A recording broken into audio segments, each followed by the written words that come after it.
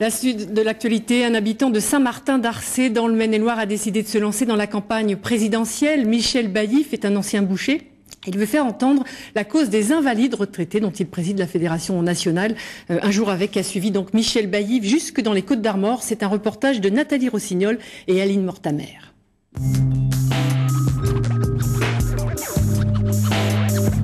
J'étais boucher à la base. Et à la longue de porter les quartiers de viande, c'est la colonne vertébrale qui n'a pas suivi, donc je suis invalide moi-même. Et en 2004, on m'a mis à la retraite d'office pour inaptitude au travail. C'est qu'arrivé à la retraite, j'ai subi une perte énorme entre ma pension d'invalidité et ma pension vieillesse. Et c'est là que j'ai commencé à me renseigner sur les textes de loi. Le problème de l'invalide, malheureusement, n'est pas pris en compte. Et c'est pour ça que je me lance dans cette candidature pour défendre tous les invalides et handicapés de France. La chasse aux signatures, on la démarre, mais on espère fermement. Non, ce n'est pas simple. On représente plus d'1 300 000 personnes. C'est quand même énorme. La plupart des invalides, et ça je l'ai démontré effectivement au ministère, ne vivent avec 300 et 500 euros par mois, ce qui est impossible de vivre. Donc on demande à vivre décemment et puis être reconnu. On ne vit pas, on végète. Ma position aujourd'hui oui, d'accord. est de ne parrainer personne. Nous c'est complètement différent, ce n'est pas de la politique. C'est vraiment respecter une catégorie sociale de gens qui sont mis à part actuellement. Et ce n'est pas normal du tout. J'avoue franchement que ça doit être un combat là aussi. C'est très dur. Il faut être courageux quand même. Il faut le faire. Oui, mais... Je vous remercie. Donc je vous remercie.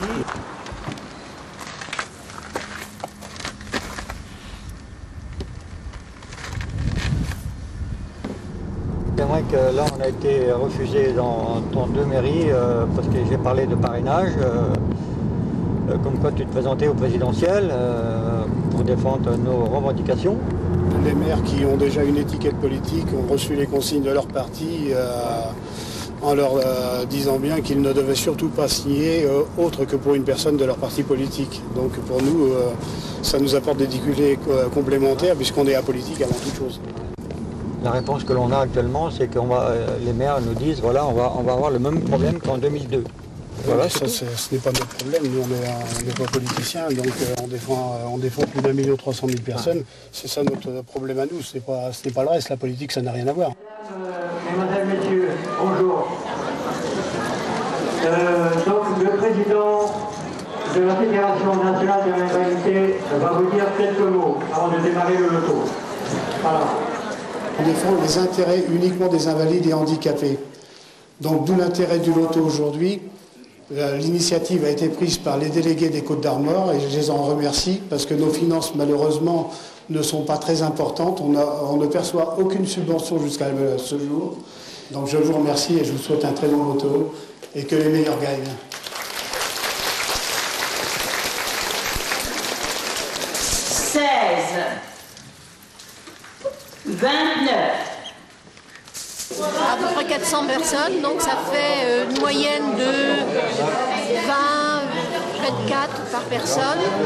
Ça doit faire à peu près dans les 8 000 euros à peu près. Une goutte d'eau par rapport donc, au financement des autres partis politiques. Mais ça montre quand même l'intérêt des petites gens pour notre démarche. Ces gens-là sont vraiment, je dirais, ils sont oubliés. Ils sont oubliés par la société et le gouvernement. J'ai une fille qui est à la côte. Moi, je dis rien du tout, parce que rien n'est fait. De toute façon, ça ne sert à rien de parler. Moi, je ne parle pas. Parce que si tout le monde se tait, ça ne bougera jamais. Oui, je veux dire, un peu comme ça pour faire passer les émissions. Ah oui, tout à fait, tout à fait. Il y a beaucoup de monde aujourd'hui, je trouve. Hein. Ça a dû jouer un petit peu... parce que c'est marqué sur les prospectus quand même par rapport à l'association des handicapés. Bon jeu. J'ai gagné. Ah. 83.